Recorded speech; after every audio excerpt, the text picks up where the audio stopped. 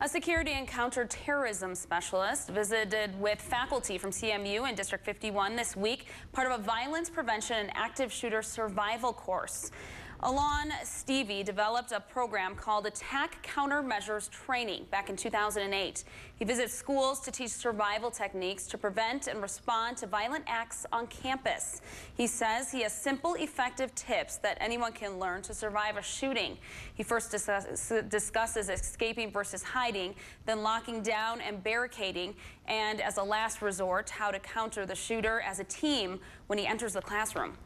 In most cases, law enforcement will not be able to respond and intervene within the first 10 to 15 minutes of an active shooter attack. And during that time is when most casualties occur.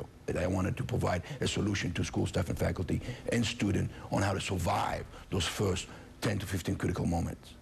Alon says it's unnecessary for American schools to become hostage to psychopaths and terrorists.